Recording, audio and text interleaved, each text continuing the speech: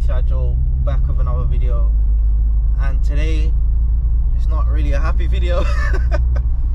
I'm in my MK6 go far, as you guys would have seen hopefully from the last video. I picked it up from Bradford. I'm not going to say too much on that. Bradford, you guys know what goes down in Bradford. But I picked it up from Bradford, good price. Had a few little issues, I didn't really mind them. But the same day that I got it back down to London, my key snapped in the ignition because of the gear shifter module. It couldn't detect if the car was in park or not. So I've gone to take the key out, it's just snapped in the barrel. I've replaced the key barrel. I've got a new wiring loom under the gear shifter, so I didn't have to replace the whole shifter. And also, I've done a timing chain which took 2 days, which is like a 2-hour job. It took 2 days because the VVT bolt rounded out. So the car's been headache so far, and now my car's misfiring. I'm struggling to get up hills and that right now, which is not what you should be doing in a go far. So hopefully by the time I get home, the injectors have landed from VW AG Breakers. Shout out to Louis. He sent me out some injectors because mine are just completely gone, I believe. Cylinder 1 misfire. It's just been prominent since the day I got the car. It had a slight misfire, so I knew I needed injectors soon. But as soon as I've done the timing chain, the car started running a lot better and felt a lot more powerful. But then that meant the injectors just gave up straight away. But yeah, I used a top-down diagnostics machine that they sent me out, and it keeps coming up with cylinder 1 misfire. The car is juddering. I've done a compression test, I've done spark plugs, and I've done coil packs. So the next thing is an injector. So I'm gonna change that. Hopefully it's there when I get home, and I'll be showing you guys how to change an injector or how not to change an injector. And on a 2-litre TFSI engine, they're more or less all the same. MK6, BWA, CDL, BHZ, BYD, all the same process. What I'm going to do, I'll talk you through it before I do it in case I don't actually get to do it while I'm recording, if that makes sense. So I'm going to take off the dipstick, remove the tube. There's a bracket, an M10 spline bolt bracket that holds the inlet manifold onto the block of the engine. I'll take that out, remove the boost pipe from the throttle body first, and then it's just, I think, 5-6 bolts, 5-6 T30 bolts all around the manifold, 2 10mm, 3 T30 bolts on a high pressure fuel pump, and a 13, and it'll all just come out. I've also got an RS4 valve to put on the car, so because I plan to go Stage 2 Plus or hybrid in the future, so I'm gonna smack that on and do a runner flap delete. I haven't bought a runner flap delete kit, but you can do a runner flap delete without buying a kit, so I'll show you guys how to do that as well. But yeah, I'm gonna clean up the head of the block, hopefully clean the inlet manifold, get the engine bay looking a lot nicer. But yeah, I'm gonna see you guys when I get home. Hopefully the injectors are there. I'm praying that they're there, and then we can just get straight to work, because I do have work tomorrow at 5 o'clock in the morning, so I kind of need to be in bed early. So the sooner I sort this, the sooner I can go to sleep, really. That's it, really. I just need this car to go to work. But yeah, that's about it. As you guys can see, and here, the engine's misfiring quite a lot. I think it's cylinder 1 and 2, because cylinder 2 did pop up with a misfire, but it's predominantly been cylinder 1. So what I'm going to do is kind of walk you guys through how I would change injectors on these engines, and hopefully you can get the car back up and running how it should be, and also tidy up the engine bay a little bit while I'm here. So I'm just going to slap you guys on my head and start talking you guys through how to do it. So firstly, I'm just going to take off all the top bolts for the high pressure fuel pump. I mean, for the inlet manifold, sorry, not the high pressure fuel pump. Just wipe them off. It comes a bit too powerful for this.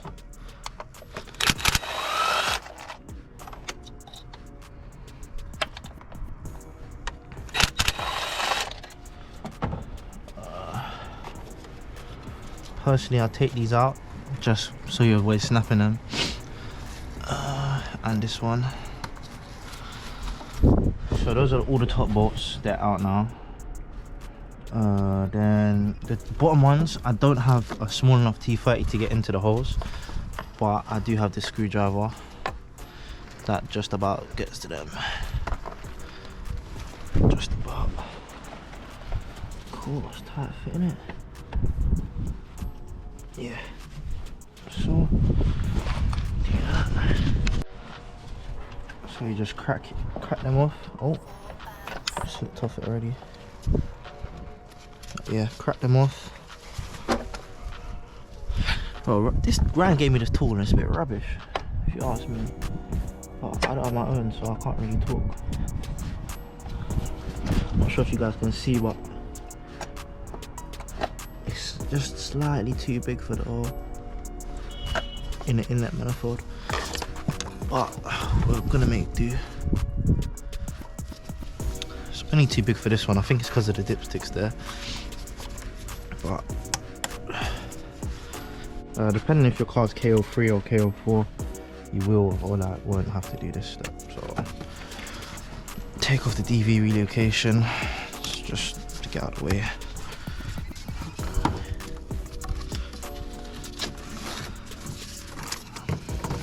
So it's out of the way now. Just drops with it, so I'll take this off.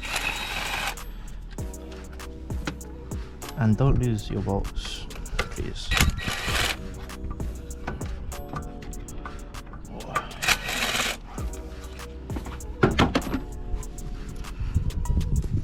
Fuel pump comes off. This vacuum line comes off. There's a bottom vacuum line also. Try not to break them. Just wiggle them back and forth until they come out. Otherwise, you have a snap coolant flange. That one's being a bit stiff, so I'm gonna wait until the manifold's off more, so I have more room.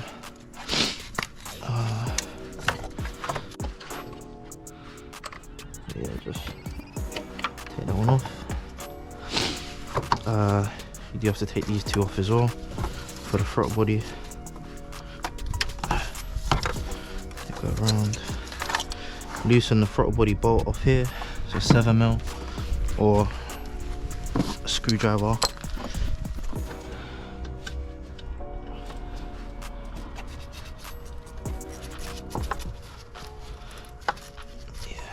Coming off now.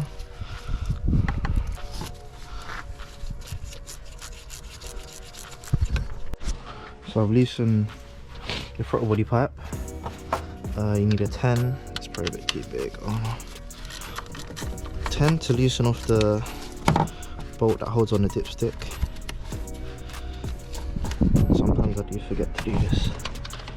You loosen this off, and then you get a 4mm, and you loosen off the actual dipstick itself. And then you pull the whole dipstick out, which gives you access to the M10 spline bolt. That's a bit tricky. People have issues doing and get stuck, but it's not hard when you can see it. So you take that out, get the 4mm one, just like that, and just loosen it.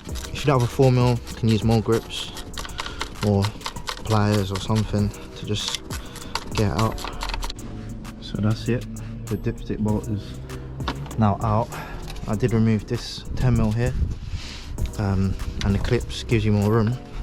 Sometimes the dipstick's hard to get out, to pull out, and they do end up snapping, so I'm going to try not to do that. But you take the dipstick out, a bit of wiggling, it comes out. So I just pulled it with 2 hands, and it is now out.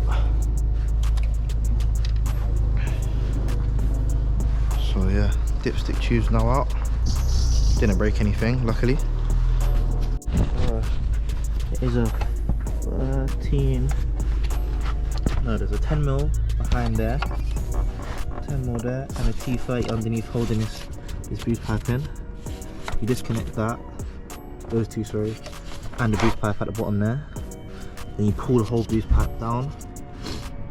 just so you can get off the throttle body and it's out the way. Yeah, so I'm gonna snap that off now and then get back to you guys when I take off the M10 span, which I know some of you guys struggle with. Alright, so I've slid the throttle body pipe off and just shuffled it down. So that's what I'm using, an M10 spline on a little extension. Go through the gap here, through the pipes for the thermostat, and you just push it on straight and you get a ratchet on it and it should just come out. So I'll just do that now. So yeah, it only took me a few seconds. You push it through and I'm not too sure if you can see the bar. You can see the extension, I'm pretty sure, but yeah, the bar is down there. You just feel it with your hands and look at up top and try and line it, and then you just get a ratchet on there, boom, crack it off and the bolt will come out.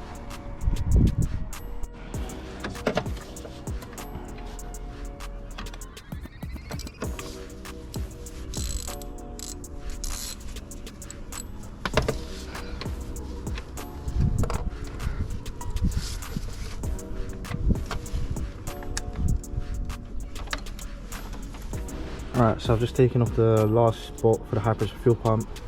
That M10 bolt is now out. All I have to do is 2 bolts either side, 10mm quarter drive with an extension, and then the whole manifold will just pull out. I'm probably going to lean it to the side. I do want to clean it up though, so I don't know. Sometimes I'll take it out properly, take off the 2 lines here. Sometimes I'll just lean it to the side and do what I need to do. So we'll see how I'm feeling today, if I'm feeling lazy or not.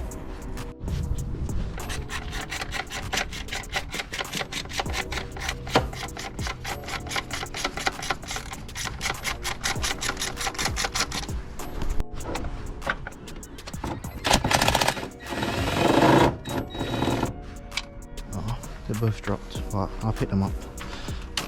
Yeah, that's everything off except for this little vacuum line here. Just pull it off slightly and it should just pop off. Sometimes I do leave the fuel pump connected, but I'm just gonna take it off as well. Go. Should have a cloth there, but didn't think that far ahead.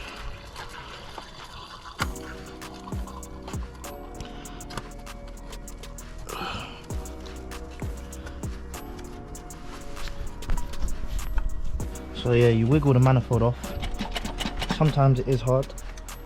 You just push down on it, lift up a little bit, pull from this side, pull from, look, pull from this side, and it just starts freeing itself.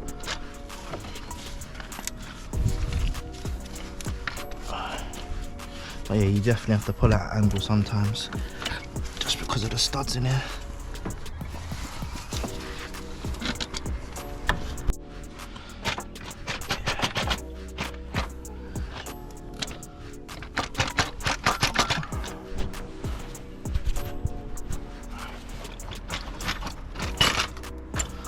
Just like that, it's all up. Just have to take off this vacuum line, which is being a bit of a bum. To be so delicate with these vacuum lines, because they're attached to a plastic thermostat housing, and if that comes off and snaps, you've got to replace your thermostat or your coolant temperature sensor, sorry. Yeah, there we go. It's all out. So as I said, just pulls out and flips over to the side once you disconnect whatever it's connected to. Alright, so I just wiggled the injectors loose. I think there's another sensor.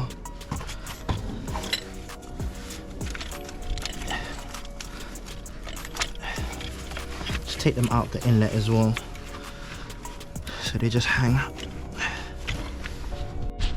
Alright, so I've just gone at the inlet with a wire brush and a little bit of WD-40, and it's cleaned up very nicely. I haven't done the valves themselves. They do look alright. They don't look too coked in carbon. They are a little bit wet because of the WD-40.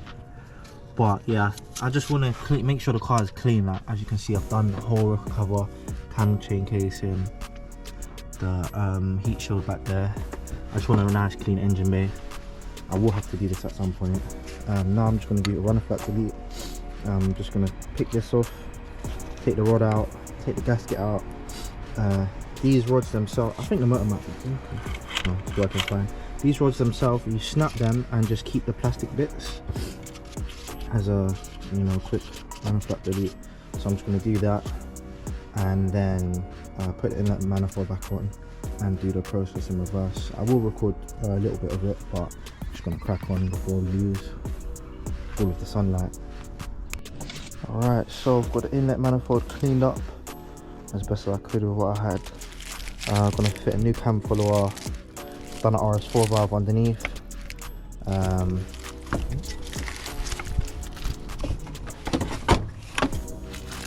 As you can see, or not, I've done a runner flap delete.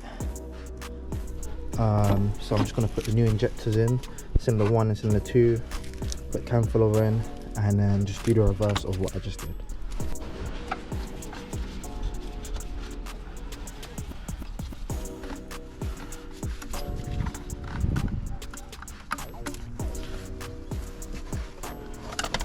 Just like this pipe stuck a little bit on something.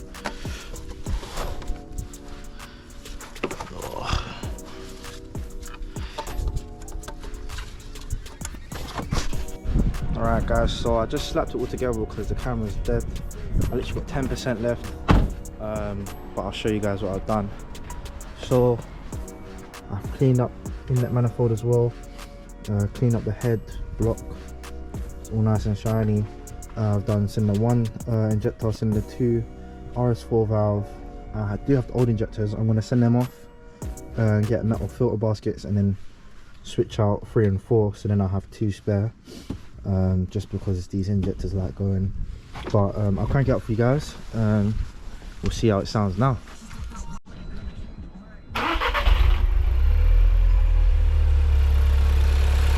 Way better.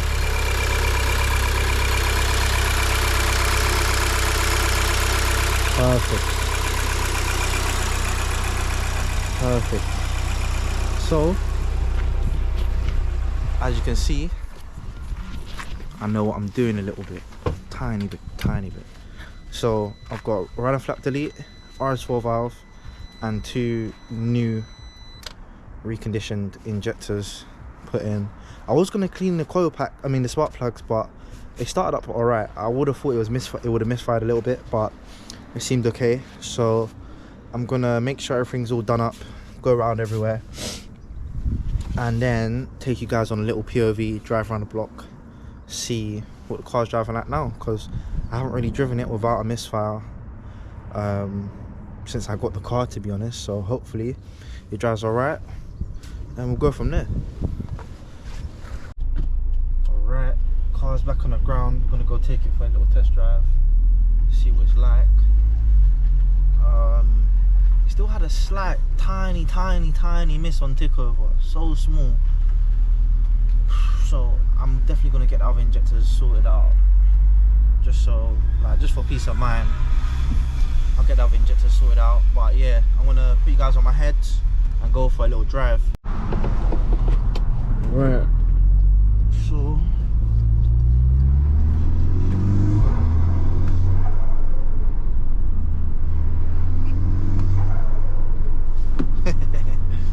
sounds alright from inside.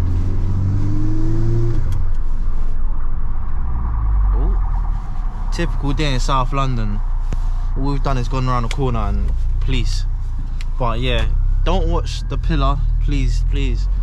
The sunroof was leaking a little bit, so I've unclogged the drains and what did I do? Unclogged the drains and put the pipe back in because it was off, because there was too much pressure, so the pipe came away.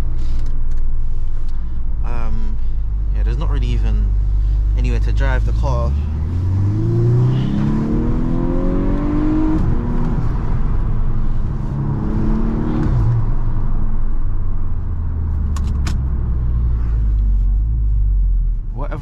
said is a lie.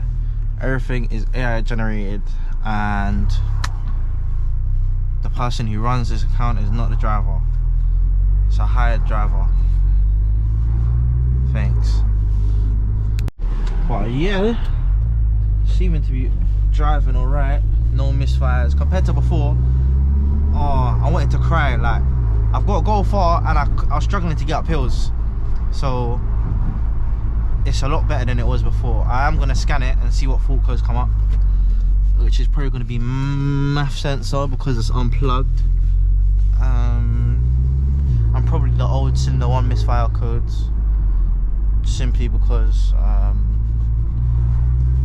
I haven't cleared the code since I started the car back up. But it does seem a lot better, a little bit more responsive. It does have a Revo tuning SPS. I don't know what modes are what. I put it in mode 6 before. I was gonna plug it back in and put it in mode 3 and see the difference, if I can feel any. Because sometimes I'll be driving the car and it just felt so laggy. Like, you put your foot down and like nothing happens at all, and then you get all the boost. But it's not like that now, so whatever mode it's in, I guess I'll just keep it because it seems alright. But yeah, I'm not too sure if I told you guys the whole story behind how I got this car or why I got it. In fact, I think I just jumped straight into it on the last video, so I'll explain a little bit here. Basically, I had a Mark 7 Golf GTI. It was IS38. Had a few stuff done to it. IS38, racing line intercooler, and a few other bits. I got that car very cheap. I'm not even gonna say the price, but I got that car at a very good price. I've been wanting to get something 4-wheel drive, so I was initially gonna get a Golf R, but the price of that Mark 7 GTI was so good that I went and got that instead. And then someone just said to me like, oh, would you sell it anytime soon? And I was like, nah, just no point. Can't insure anything else. Like, I like the car. And then something made me check the insurance on a S3 8P, and it was cheaper than what I was paying. So then I put the car up for sale, and was initially gonna swap for a S3 8P because I want to go like hybrid TTE 480, I think they are, or 450, whatever turbo. I wanted to go hybrid turbo on an S3 8P, and then I typed in S3 8P on Facebook Market, and this car came up. So if you know your VWs and Audis, you know how rare a Mark 6 Golf R is, full stop. Let alone DSG sunroof, fairly rare. Mileage is 96,000. It is a previous Cat N, so it's not a deal breaker for me because my my Mark 7 GTI was a Cat S. So if anything, I'm in a better car in my opinion. The Mark 7s, I've had a few of them. They're lovely cars. But because this car is based off the Mark 5, I know them like the back of my hand. I've got parts for them laying around, and I've never had Quattro TFSI. I've had a S3 8V, which is obviously it's TFSI, but it's EA 888 engine, not EA 113. Basically, the EA 113 is the older version of the EA 888. If you guys didn't know, I might be just talking alien language to half of you guys, but for the people who know, then you guys get what I'm saying. So I've had an S3 8P, and I do like this better than it. I'm not sure why, but I don't know. This is a stock car, and my S3 was stock. I think the S3 was a little bit faster. Like initially, like it put my head back a little bit. But I don't know. There's something about just the atmosphere in this car that I just really like. Yeah, there's something about the atmosphere that just drew me to the car. Considering how rare they are, it was a no-brainer for me to go and get the car. But I did go I finished work at 10-11 p.m. I got to Bradford at around 4:35 a.m. in the morning from doing a shift at work. I booked a hotel there, slept for about 5 hours, and got back home 6 p.m. the next day. So it wasn't a quick trip, and like when I want something, I go out and I get it. And I guess this is proof. Guys. But I'm gonna stop rambling and try and find a little couple roads. It's gonna be a bit bright. It's gonna find a couple roads for you guys and show you guys what this car can do. It's not even raining. It would have been better if it was wet, so I can actually test if the quattro system works. Test if the Haldex works properly, but I'll give it a go regardless.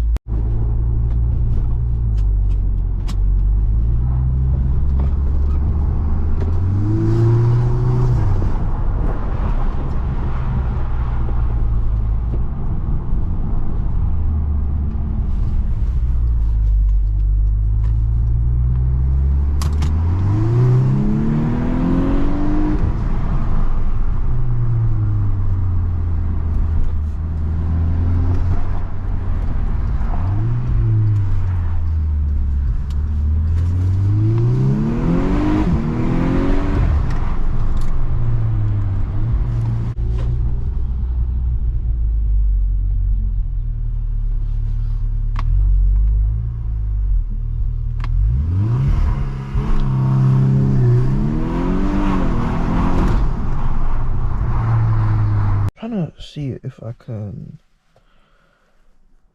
I was talking to the gearbox. Show menu, transmission, basic settings. Oh, I think we can actually do adaptations. This menu is not. We can do basic settings, but I need to remember what one it is on Vagcom. Interesting. That's good though. I can go into all of this. Yeah, there's a lot of things. Wow.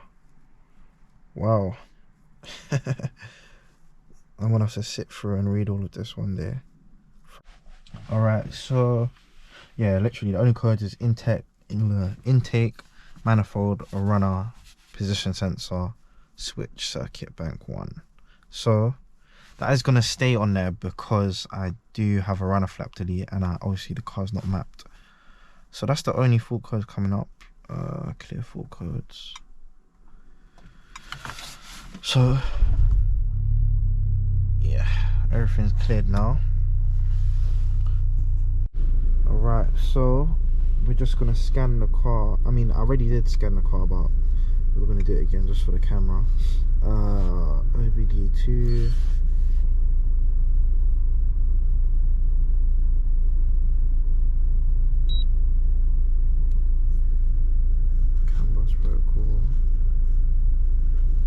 Enter, and then it would be read full codes there. The only full codes I'm getting, the mass sensor needs to be replaced, so it's unplugged right now, and intake runner flaps, they have been removed. So they've been removed, so I will get that full code until I get the car mapped, or I get ECU that has runner flap delete already done to it, which is in the works. So the plans for the car next would be, I've got springs from a company. A company sent out a set of springs, coilovers, so I will be fitting those. I didn't really want a massive drop. I wanted like 15 mil if that, so the coilovers are going to be all the way up, and hopefully it doesn't drop the car too much, because I don't want to be scraping and having to slow down every bump around London. It's not very cool. So that's going to be in a future video. I'm going to be doing balance shaft delete, Viz high pressure fuel pump install, and a full 3-inch exhaust. So when I get those parts, there'll be videos made. I'll probably drop like them all in one video. I've done majority of the maintenance already. I've changed spark plugs, coil packs, cam follower. I will drop the oil. What else have I done? Timing chain. That was a myth to do, but I did timing chain. I need to do the thermostat, and then hopefully that's everything, like the majority of things. I'm going to do a DSG service as well, just to get that out of the way, and adaptations using the machine. But other than that, I think we're pretty much wrapped up for today's video. Should be a quick one. Hopefully I didn't ramble on too much, but it was a quick injector replacement and kind of diagnostics, because with these cars, on majority of cars, if you change the coil pack and it doesn't fix your misfire, you change the spark plug and that doesn't fix it, you do a compression test. If the compression is okay, then it points to an injector. If the compression is a little bit low, I still do an injector before you roll off like the engine, or you know, stripping it down, unless it's on 0. But yeah, that's pretty much it for today's video. I appreciate you guys tuning in once again. Just don't forget to like, comment, subscribe. I sound like one of them YouTubers now. This is all new to me, as you guys know, but you guys are enjoying it and I enjoy making the content, so I'm going to be around for a little bit longer. Hopefully you guys are too. See you guys on the next one.